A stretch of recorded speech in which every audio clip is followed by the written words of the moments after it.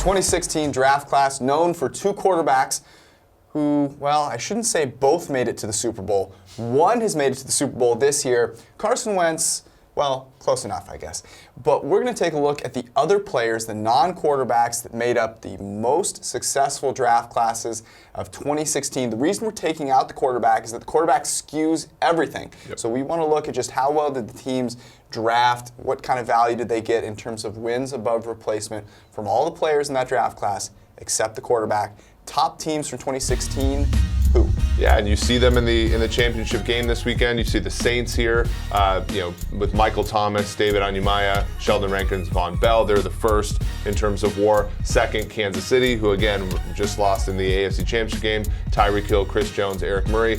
One common theme with these top two teams is that a wide receiver took them over the top, and then some secondary players that were able to contribute not only up front defensively, but in the case of Murray on special teams, were one of the best units in the NFL. Yeah, you see the Chargers, the Jaguars, and the Falcons in 3 through 5. A couple of coverage players for the Jags and the Falcons, been very valuable for them. Deion Jones, despite that injury this year that kept him out for most of the season, was incredible in 2017. He was incredible in the first game against the Eagles.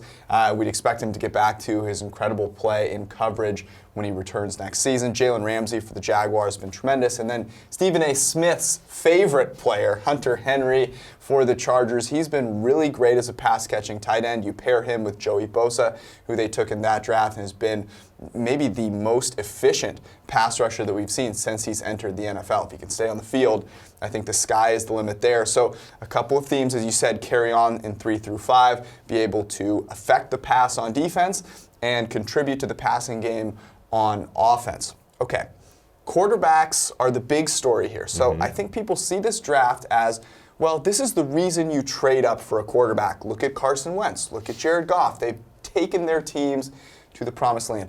Is that what you would take away from this draft class? Not quite. I mean, we remember the anecdote with Dallas trying to move up to get Paxton Lynch. Paxton Lynch has been worth less than a win, or greater than a win below replacement during his time with Denver. He's not even on a team, as of the end of the season. So that's one anecdote that they were trying to move up. End up getting Dak Prescott in the 4th round. He's been worth actually the second most wins above replacement because Goff's rookie year was not quite as good. So obviously what you see here is you see the benefits if it were to work out, but you often don't see the counterfactual, which is the downside of when it doesn't work out. So I don't know. I think depth, as we see with the Saints and the Chiefs, they're right on the doorstep of the Super Bowl here. The Chargers as well. Jaguars were on the doorstep last year. And the Falcons, we see how important the guys they drafted in 2016 were. Neal and Jones both injured. They were not quite as good this year. So I think depth is often more important, but as we can see here, trading up, getting a quarterback, having him hit is oftentimes worth a Super Bowl.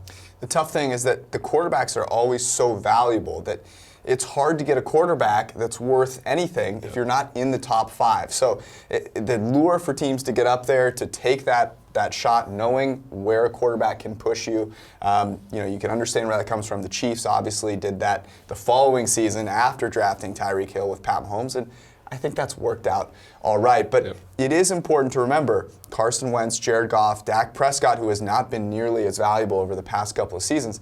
They also have great offenses around them, right? Sean McVay, Doug Peterson have done some pretty impressive things. Andy Reid, no slouch himself. So let's not get too ahead of ourselves here. Let's wait a couple of seasons to see if these guys can truly become elite. Yeah, so you look at the Saints and the Chiefs as well. They've traded up before. The Saints traded up for Marcus Davenport this year. We sort of see some of the ill effects of that next year with their weakened draft class in terms of number of picks. Chiefs defensively struggle. Well, trading up for Mahomes costs them draft picks. So it does not come without cost, even when the quarterback does work out. The Eagles have had their difficulties as far as the cap as well. So we'll see how it moves forward for all these teams. But so far the returns are good for 2016.